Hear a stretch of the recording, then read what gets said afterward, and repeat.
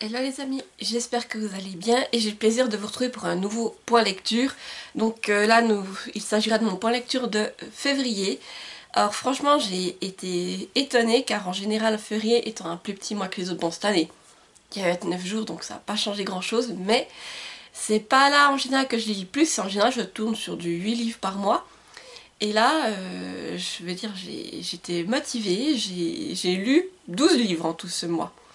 Donc oui, je suis contente de moi pour le coup. Et je pense que ce qui m'a un peu motivée aussi à me relancer dans la lecture, comme vous savez, l'année passée ça n'a pas été facile, j'ai eu plusieurs déceptions à la suite. Et après j'avais du mal à entrer dans mes lectures, donc ce qui m'a surtout relancée, je pense, c'est le challenge Sans Folie d'Ingrid la lectrice. Je vous mettrai sa chaîne YouTube dans la barre d'infos si vous voulez vous aller voir sa chaîne. Mais ce challenge, en fait, c'est un challenge sur une année. Et j'ai trouvé le concept vraiment sympa car il s'agit en fait de construire son zoo en validant différents menus. Donc, et là, la différence avec les autres challenges que je fais, c'est un challenge annuel. Donc j'ai une année pour valider 43 catégories. Et vraiment, ça m'intéresse de fou. Surtout qu'en ce moment, j'arrête pas de jouer à The Tycoon aussi sur le PC. Donc je sais pas si ça a un lien, mais voilà. Mais en tout cas, je pense que déjà ce challenge me motive. Et aussi le Discord sur lequel on peut échanger pour le challenge d'Ingrid. Je trouve qu'il est vraiment agréable et puis je me suis fait de nouvelles connaissances et j'ai pu découvrir de nouvelles chaînes YouTube, donc c'est vraiment sympa et je pense que là j'ai vraiment repris goût à la lecture et j'espère que ça va continuer comme ça. Donc je vous disais, j'ai lu 12 livres ce mois et j'ai eu un coup de cœur, donc c'est parti, je vous présente tout ça. Alors je vais directement commencer avec mon coup de cœur. Il s'agit de Le Stream, tome 1 Au fond de l'eau d'Amandine Peter aux éditions Explora. Je vous le mets juste à côté car il s'agit d'une lecture numérique. Ici on va suivre Nina qui est streamer. Donc c'est-à-dire en fait qu'on est dans un univers où on a la cité de Voda et ce qui permet de subvenir à ses besoins. C'est une énorme structure artificielle remplie d'eau. Donc moi je voyais ça un peu comme un barrage transparent qui est rempli d'eau. Et à l'intérieur, justement, les streamers se chargent de faire l'irrigation nécessaire pour que la structure continue de fonctionner. Donc voilà, on suit donc Nina qui est streamer et un jour, en prenant son poste, eh bien elle va se faire éjecter du stream. Et donc c'est pas normal, hein, tout cela, il y a une défaillance avec le stream.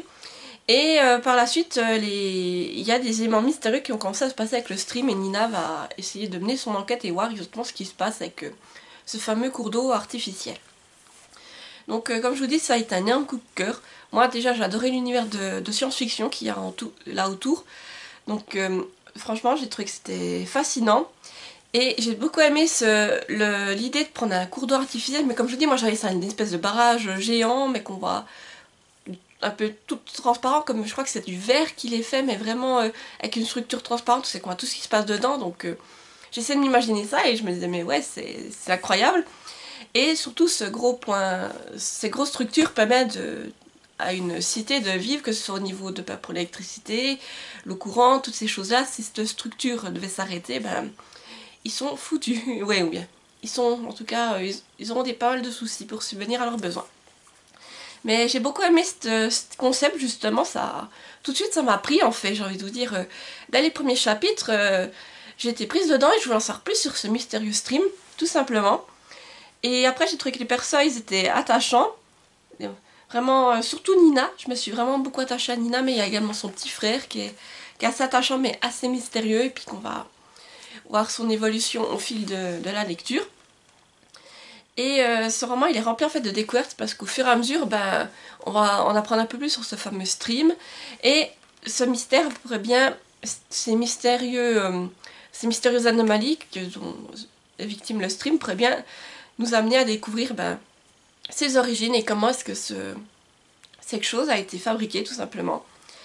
En plus dans l'histoire il y a un triangle amoureux. Alors ce que j'ai bien aimé, alors je pensais pas trop à un triangle amoureux là au milieu, mais il reste au second plan. Au second plan, on reste vraiment basé sur le stream, le mystère, toutes ces choses-là en premier plan.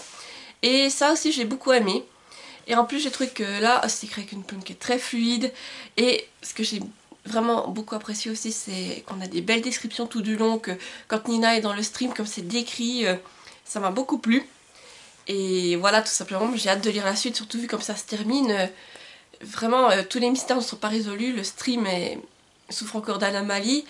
Et, euh, et vraiment, il y a des mystères, tout ça, et j'ai hâte en fait de lire la suite pour pouvoir découvrir ce qui va se passer et comment a été créé le stream en fait, tout simplement, parce que là on nous donne des petites ébauches, mais j'ai envie d'avoir les réponses et vraiment j'ai été hypée par cette lecture. Alors je vous dis, moi au départ je pensais oui, que je me suis dit oui, ça va être une science-fiction, voilà, peut-être pas la meilleure que je lirais, mais je m'attendais pas à un coup de cœur et au final, j'ai adoré, ça a été une superbe lecture, je ne peux que vous la recommander. Si vous aimez la science-fiction, que vous avez envie d'une lecture haletante, eh bien lancez-vous, je vous jure, ça vaut le coup. J'ai également lu Secret Highways d'Elodie François dans la collection EA, je vous mets la couverture ici. C'est aussi une lecture que j'ai fait en numérique et du coup je remercie encore la maison d'édition pour l'envoi de ce service presse. Et là on va suivre Sam et Thuyer qui en fait ont vécu tous les deux des traumatismes par le passé et qui n'ont pas envie de s'engager en fait. Eux, tout ce qu'ils veulent c'est passer du bon temps mais sans avoir une relation.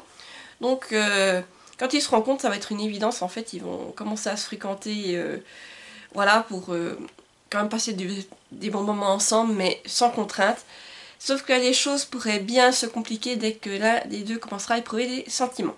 Voilà pour le bref résumé. C'est une lecture à laquelle j'ai mis 8 sur 10.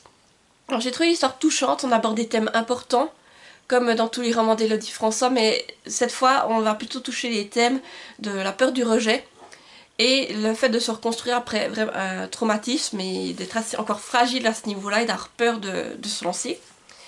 Donc après j'ai trouvé aussi que le livre, la plume était vraiment fluide, donc ça se lit tout seul.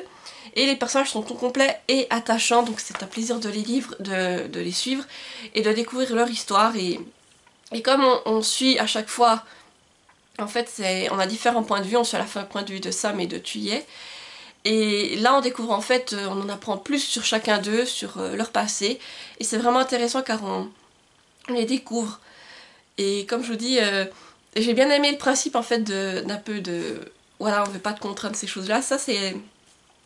Vraiment, ce roman m'a beaucoup plu sur ce principe-là. Et après, le seul point bémol que j'ai relevé, c'est que pour moi, la romance m'était trop long à arriver, parce que bien entendu, il va y arriver romance. Mais j'ai trouvé qu'elle était trop longue à se mettre en place. Alors après, je peux comprendre que oui, et nos personnages ont eu les deux des traumatismes, que ce soit lié au fait de s'attacher.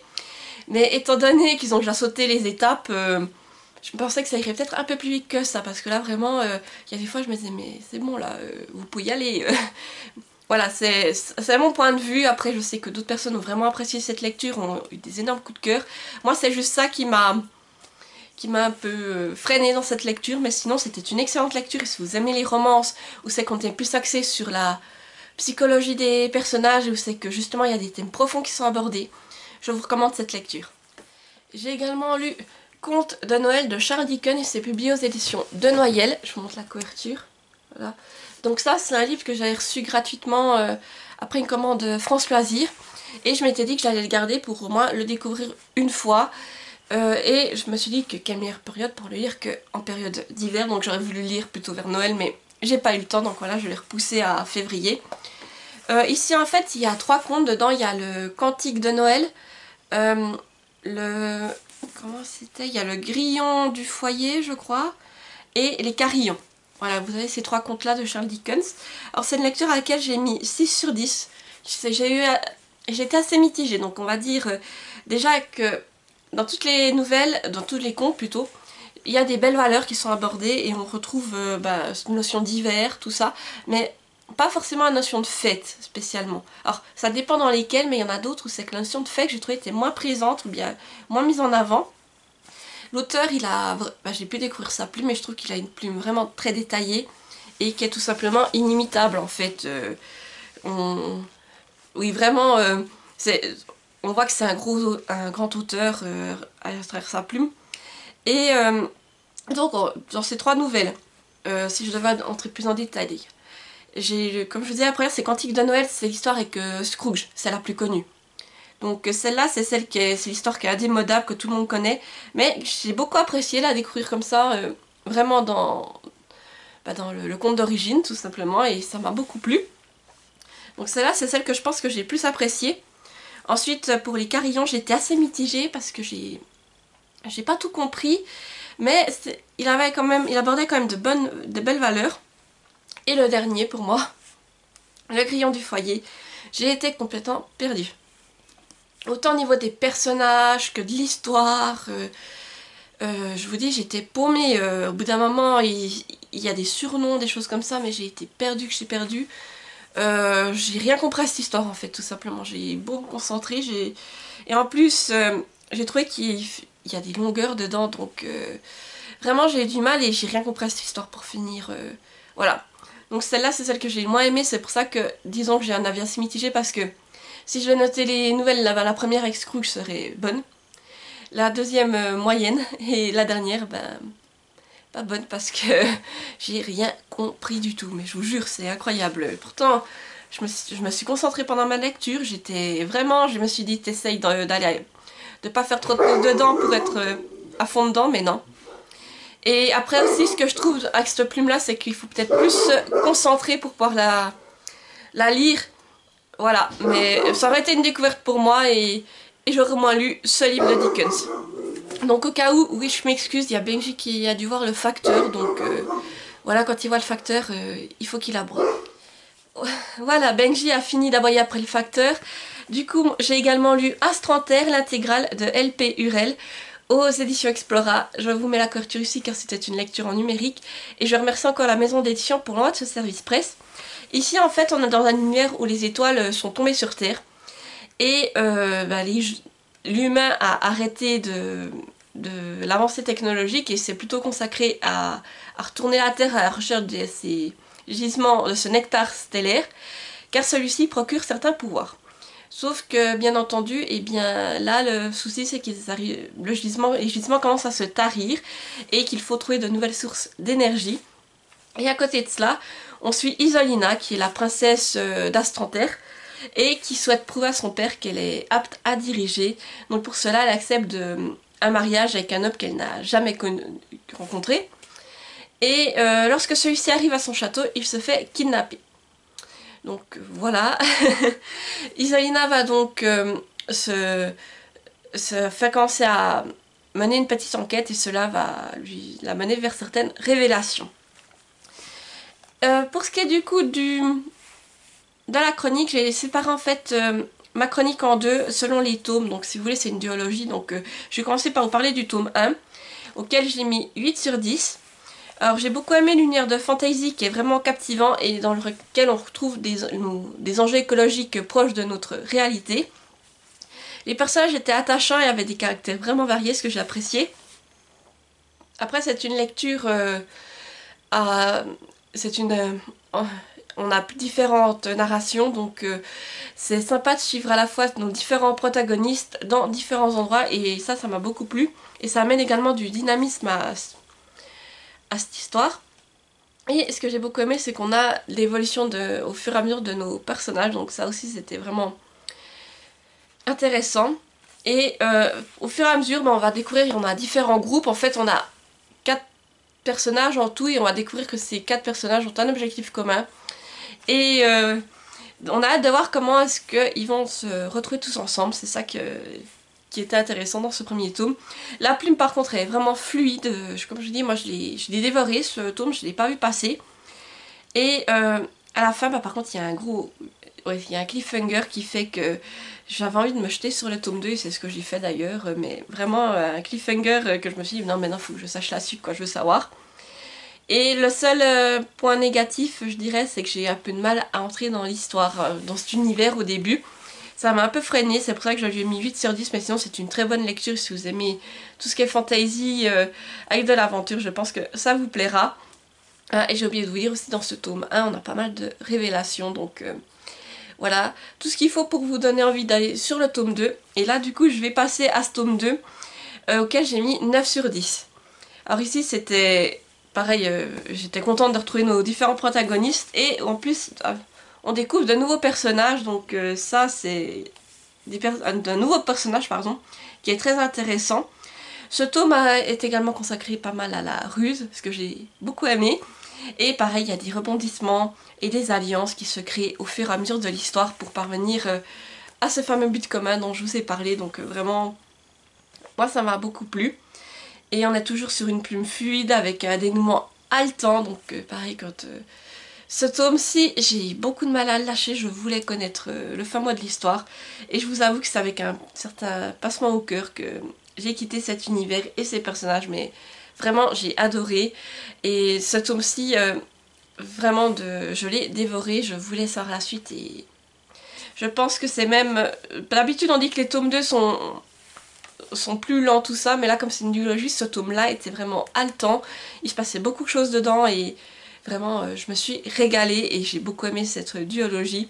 Donc comme je vous dis, si vous aimez tout ce qui est un peu fantasy et que vous avez envie d'aventure, je pense que cette duologie vous plaira. J'ai également lu Hérésie, le tome 3, Gabriel, les liens du sang, d'Yves Roumigouilleres aux éditions La Grande Vague. Je vous mets également la couverture ici car c'est une lecture en numérique. Du coup, je remercie encore l'auteur pour l'envoi de ce service presse. Et juste pour vous faire un bref résumé du tome 1, en fait on suit Eve, qui est une jeune femme qui a des pouvoirs assez spéciaux. Elle peut contrôler le sang. Et on va suivre son histoire, en fait, déjà découvrir son passé, comment est-ce qu'elle est née, comment elle a évolué au fil des temps parce qu'elle est immortelle. Et après, on va également voir ce qui va lui arriver à notre époque et qui va faire que elle va se déchaîner. Voilà. Donc ici, c'est une lecture que j'ai mis la note de 8 sur 10. Après, je tiens juste à vous préciser que moi, j'ai fait cette chronique sur le premier jet de l'histoire. Entre temps, le livre va sortir en mars. Et disons qu'entre temps, le livre a été corrigé et amélioré. Donc pareil, certaines choses que j'ai pu lui reprocher ne sont plus dans la version actuelle. Voilà, mais moi, j'ai fait ma chronique sur cette version. Donc voilà, soyez juste bien informés de ceci. Mais j'ai vraiment beaucoup apprécié le récit sur Gabriel et sa sœur. Là pareil, on a cette notion de passé-présent, on découvre comment est-ce qu'ils ont vécu dans le passé avec certains autres protagonistes qu'on a vus dans les autres tomes, et jusqu'à notre époque actuelle. Et là bien sûr, dans notre époque actuelle, une nouvelle menace va commencer à pointer le bout de son nez. Donc pour moi l'intrigue a vraiment été haletante, il y a beaucoup d'action dans ce tome, et beaucoup de rebondissements. Et ce qui est bien aussi, c'est que c'est une narration multiple. Pareil, là aussi, ça amène du dynamisme et franchement, ça se termine sur un dénouement final rempli de mystères qui donne envie d'avoir la suite et pour comprendre vraiment tous les éléments. Après, ce que j'ai plus de mal, on va dire, c'est que j'ai des fois été perdue lors du changement de narration. C'est-à-dire que moi, dans la version que j'ai eue, c'était assez rapproché, il y avait des manques d'espace à certains endroits, et quand ça changeait de narrateur, tout d'un coup, comme moi je pensais que ça continuait avec l'autre narrateur, et bien il m'a fallu un certain temps pour me dire ouais mais non là c'est plus le même qui parle, et pour revenir au début de ce paragraphe pour vraiment me dire ouais là ça a changé, donc tu reprends. Mais là ça m'a un peu perdu par moment. Et pareil pour moi, je trouvais que le dénouement final il manquait peut-être un peu de détails. Par exemple, on nous parle à un moment donné d'un élément qui est très important, et j'aurais pas été contre avoir quelques informations en plus dessus. Voilà, je peux pas vous révéler lesquelles pour ne pas vous spoiler, mais c'est tout ce que j'ai relevé. Sinon moi je suis toujours à fond dans cette saga, et j'ai hâte de connaître la suite franchement. Surtout vu comment se termine ce tome 3. J'ai également lu Comme toi de Lisa Grewell aux éditions Milady. Je vous mets la couverture ici car c'était également une lecture en numérique. Ici on a la petite Ellie qui a disparu à l'âge de 15 ans. Et donc pour sa mère c'est terrible. 10 ans plus tard, elle commence enfin à tourner la page et elle rencontre Floyd avec qui elle va commencer à entreprendre une relation. Et tout se passe bien jusqu'au moment où elle rencontre sa fille, Poppy de 9 ans, qui est le portrait craché de sa fille Ellie qui a disparu. Donc voilà pour le résumé, c'est une lecture à laquelle j'ai mis la note de 7 sur 10. C'était un thriller captivant, en tout cas que j'ai trouvé.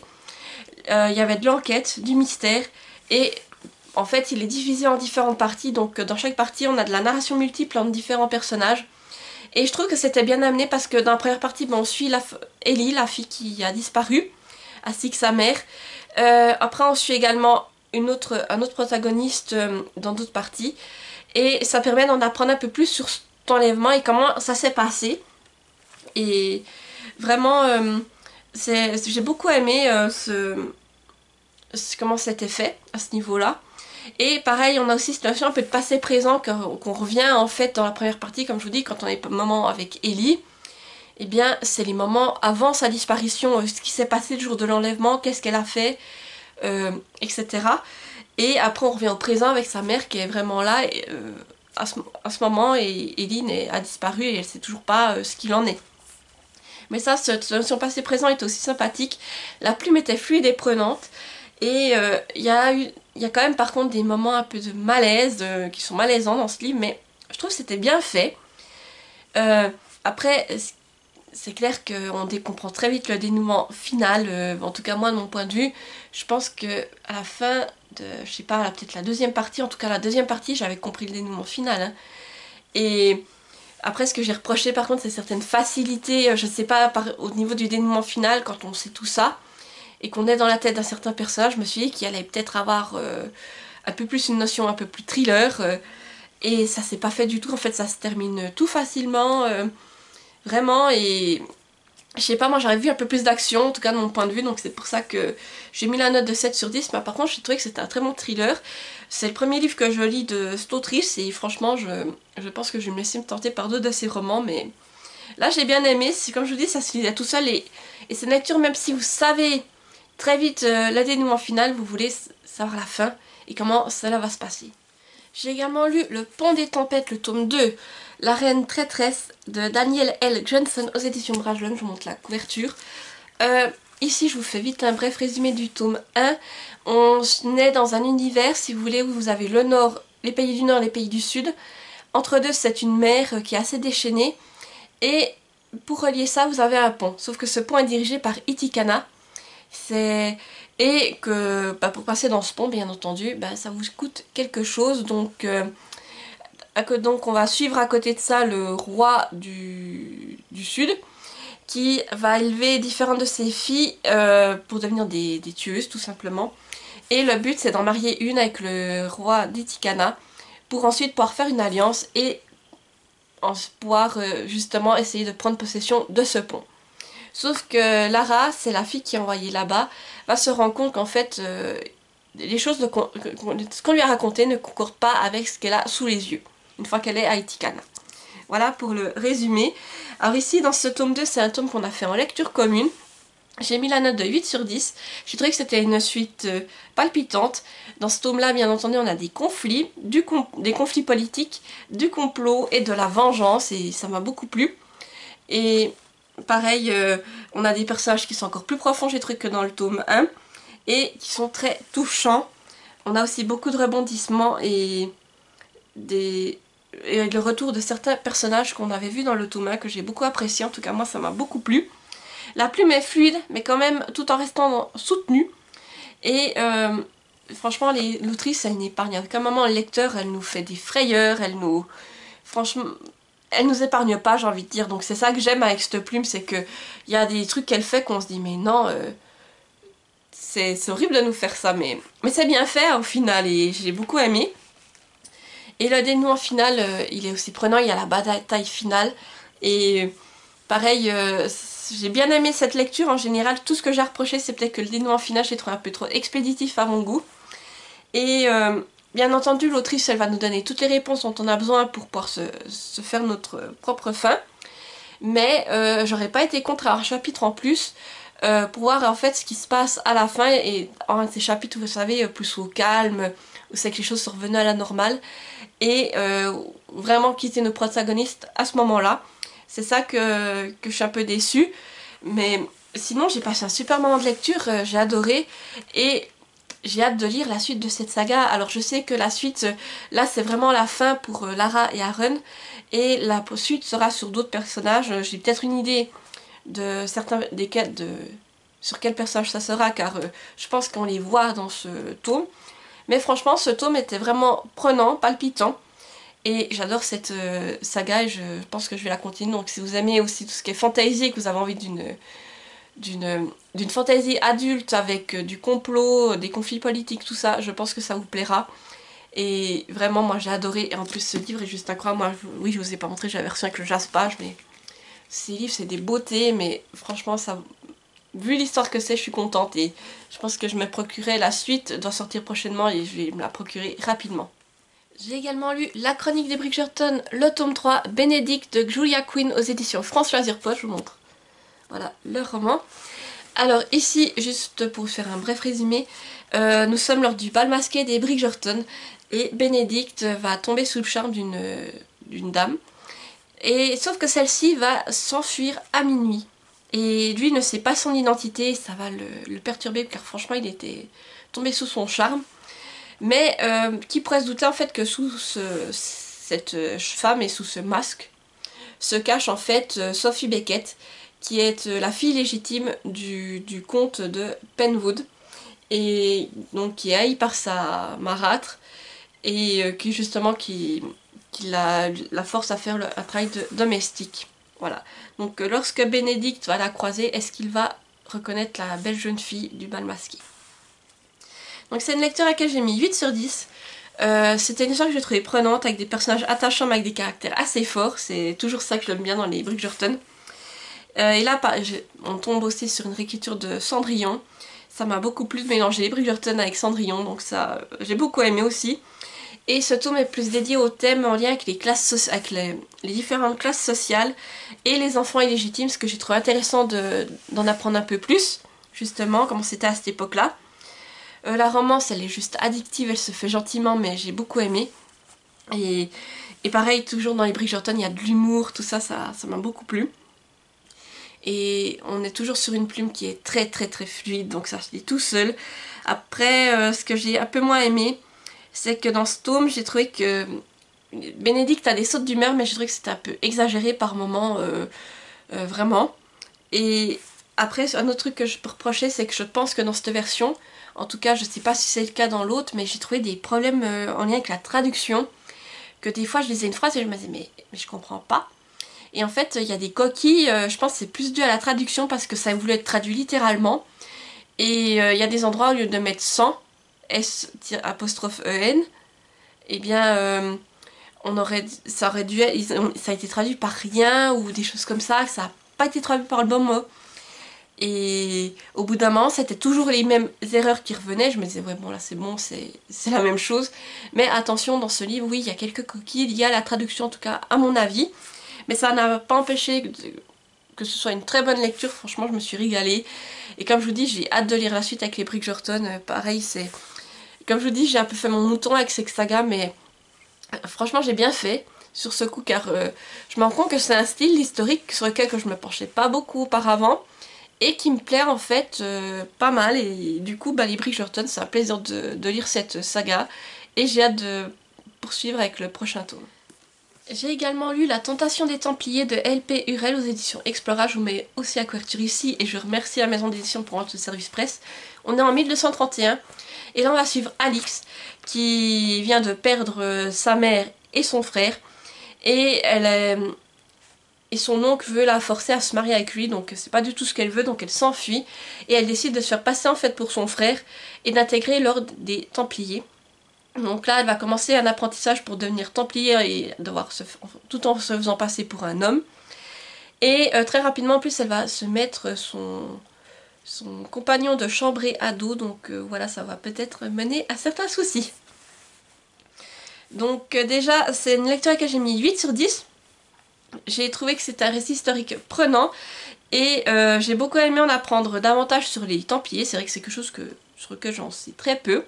Et dans ce récit, on va suivre à la fois l'apprentissage d'Alix et voir ce que c'est exactement cette fameux apprentissage pour devenir Templier. Et on va également en apprendre plus sur la condition des femmes à cette époque-là. J'ai trouvé qu'il y avait des personnages, que Alix est un personnage attachant, avec un caractère fort et rebelle, ce que j'ai beaucoup aimé. Et c'est vrai que le fait qu'elle se fasse passer pour un homme, eh bien elle fait vraiment tout pour cacher sa féminité, ce qui est... Voilà, donc c'est plausible en tout cas de mon point de vue. Et là pareil, on est sur une plume qui est assez fluide et simple, c'est parce que c'est vrai que dans ces récits j'ai toujours peur que ce soit trop ample, peut-être trop... ce qui amène certains problèmes au niveau de la compréhension, ou bien qu'il faut vraiment se concentrer pour vraiment tout comprendre. Et là non, on est vraiment resté... alors oui, on a les détails qu'il nous faut, mais on va pas plus loin, et Et on en apprend quand même pas mal, je trouve. Donc moi, c'est trop ce qu'il me fallait. J'avais pas besoin de plus. Et vraiment, j'ai passé un super moment de lecture. Alors, il y a des moments qui sont drôles entre Alix et son partenaire de chambrée parce que, comme ils peuvent pas se voir, eh bien, ils vont se faire des crasses. Mais ça m'a beaucoup plu. Et petit à petit aussi, alors la première partie d'histoire, je dirais qu'elle est plus dédiée à l'apprentissage de Templiers. Et dans la deuxième partie, on va découvrir qu'il y a en fait une menace qui plane sur l'ordre des Templiers et un complot.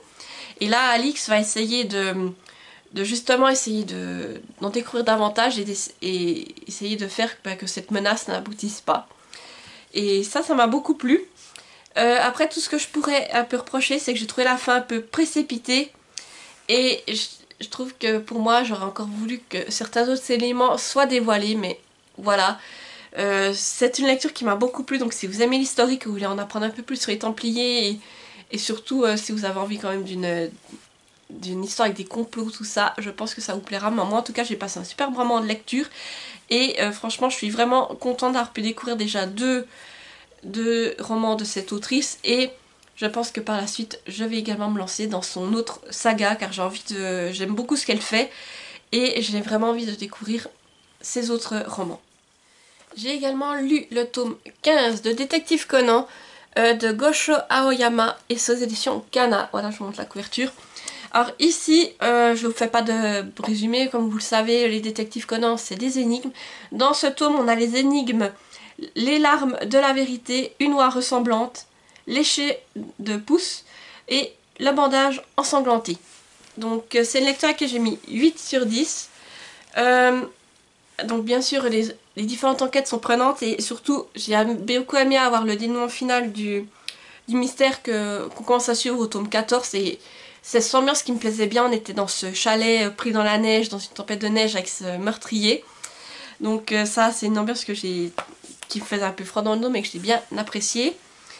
Et comme toujours, il y a des dessins, les dessins sont réalistes, c'est agréable à suivre en fait, vous voyez.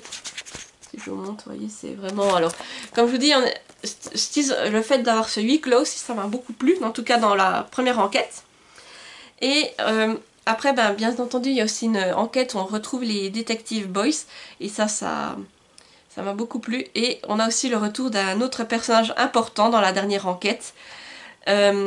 Et ça, pareil, j'ai hâte de connaître le fin mot de cette enquête, car comme c'est parti, vraiment, je pense que ça va être une enquête assez palpitante et vraiment, j'ai juste envie de lire le tome 16, donc je pense que je vais me le caser pour le mois de mars, car comme vous le savez, des fois, les détectives Conan, vous avez la première partie de l'enquête sur un tome et l'autre partie sur le tome suivant, donc là, c'est le cas pour la dernière enquête. Et là, oui, j'ai envie d'en savoir un peu plus, franchement, car cette enquête m'a bien hypée et il y a du mystère, toutes des choses comme ça, en tout cas, qui planent déjà. Alors après, pour ce tome, l'enquête que j'ai le moins appréciée, c'est la troisième, c'est celle avec léché du pouce, oui. Mais c'était une enquête, je trouve, qui était rapide et qui était assez prévisible, mais voilà, c'est celle que j'ai le moins appréciée dans ce tome, sinon les autres étaient vraiment prenantes et comme d'hab, c'est un plaisir de lire du détective Conan, ça se lit très vite. Et pareil, j'aime quand il résout ses enquêtes, donc j'ai hâte de lire le tome 16 pour le coup. Et ma dernière lecture de ce mois, ça a été Miss Hermione et le voleur de rêves de Jean-Luc Conessa. Et c'est en auto-édition, je vous montre. La couverture, elle est sublime. Je remercie encore l'auteur qui m'a envoyé ce roman en cadeau. Du coup, ici, j'ai mis la note de 9 sur 10. Alors, je vais peut-être vous faire le résumé d'abord, c'est peut-être mieux. On suit Miss Hermione, on est en 1889 à Londres. Et Miss Hermione, elle est médecin. Et il y a un mystérieux mal qui commence à planer sur Londres. Et où des gens vont se retrouver dans un coma abyssal. Et Miss Hermione, elle va vite se rendre compte que cette fameuse maladie pourrait être liée à un élément de son passé. Voilà donc une histoire bien mystérieuse pour le coup. Comme je disais donc, j'ai mis 9 sur 10 à cette lecture. C'est un récit que j'ai trouvé prenant.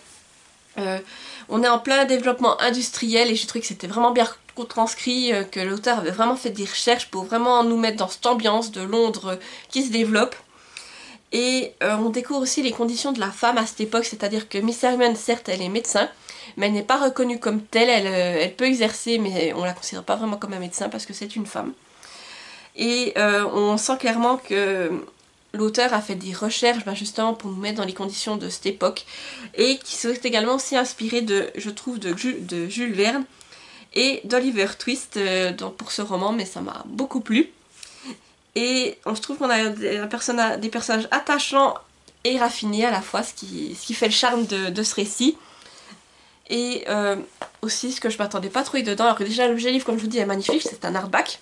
Et pareil, regardez la qualité des illustrations. Mais à l'intérieur, on a aussi des sublimes illustrations. Je vais essayer d'en trouver une pour pas vous spoiler. Bah juste voilà. Vous voyez, tout le long du récit, on a des illustrations, mais et d'autres qui sont magnifiques et qui nous plongent encore plus dans l'histoire. Donc ça, j'ai adoré. Je m'y attendais absolument pas. Et on a un dénouement final qui est captivant en fait. J'ai envie de vous dire avec un brin de fantastique. Et là, mélanger l'historique avec un peu de fantastique et ce mystère, ça m'a vraiment plu, j'ai été prise dedans. Et je te manque une chose en fait, c'est que je crois qu'il y aura une suite qui sera faite à ce roman, mais j'ai hâte de lire la suite tout simplement et de retrouver Miss Hermione et les autres personnages, voilà. Et pareil, Miss Hermione, elle cache des secrets et dans ce tome on va les découvrir, mais je suis tombée un peu sur les fesses parce que je m'attendais pas du tout à ça, je pensais à d'autres choses, mais je n'avais pas vu venir ça. Et voilà, pour moi ça a été une lecture, une grosse découverte. Et j'ai juste hâte de découvrir d'autres romans de l'auteur, car là, j'ai été prise dedans. En plus, c'est une lecture qui se fait très vite. C'était un roman qui faisait même pas 200 pages, je crois. Oui, il fait un peu plus de 150 pages, mais ça se lit très vite. Et c'est un univers qui est, pour dire que c'est court, mais c'est très bien fait et on est pris dedans. Donc moi, j'ai adoré et je pense que je veux découvrir... Non. Tout simplement, je veux découvrir d'autres livres de cet auteur et je veux aussi découvrir la suite de Miss Hermione quand elle sera disponible. Mais en tout cas, encore merci Jean-Luc pour m'avoir permis de découvrir vos romans et franchement, j'ai passé un super moment de lecture. Donc voilà, n'hésitez pas, foncez car c'est vraiment, comme je vous dis, on a de l'historique, du fantastique et de l'aventure et c'est tout ce qu'il faut pour passer un bon moment. Moi en tout cas, j'ai été hypée de fou et... Vraiment une superbe lecture que je vous recommande de tout cœur. Donc voilà, j'arrive au bout de ce point lecture, j'espère qu'il vous aura plu. N'hésitez pas à me dire en commentaire si vous avez lu certains de ces livres et ce que vous en avez pensé, ou si vous avez des coups de cœur pendant le mois de février. Et si vous êtes trop timide pour laisser un commentaire, eh bien, mettez-moi un emoji, là, je prends le livre que j'ai sous la main. Mettez-moi, là on voit une horloge, donc mettez-moi l'emoji horloge pour me dire que vous avez regardé jusqu'ici. Et... sinon, je suis quand même contente car, comme je vous dis, j'ai lu pas mal de livres. J'ai pu terminer ma pile à lire de l'hiver, et en plus assez tôt cette année parce que l'année passée, comme je vous disais, j'avais du retard. En fait, je crois même ma pile à lire de l'hiver, je l'avais commencé en retard. Et là, j'ai pu la terminer bien assez tôt. J'ai même pu lire quelques livres de mon jeu des gommes à pâle. Je vous le remets ici si vous n'avez pas eu l'occasion de le voir. Et pareil, là, je vais pouvoir commencer la pile du printemps plus sereinement, mais vraiment, je suis contente d'avoir pu avancer comme ça dans mes lectures et oui, vraiment, c'est que des bonnes lectures. Je suis contente en tout cas de ce début de l'année. J'ai eu 2 coups de cœur, en tout cas un par mois.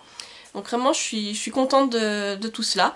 Et pour le mois de mars, eh bien, je vais essayer de continuer mon jeu à lire des livres du jeu des gommes à pâle, commencer la pile à lire du printemps, que vous avez vu. Oui, vous l'avez vu, donc je vous la mets ici au cas où si vous l'avez raté. Mais voilà, je vais commencer à lire ma pile à lire du printemps et sinon il y aura des services presse et d'autres lectures que je prendrai au fur et à mesure de mes envies dans ma pile à lire. Voilà, du coup je vous dis à bientôt pour une nouvelle vidéo et portez-vous bien, bye bye.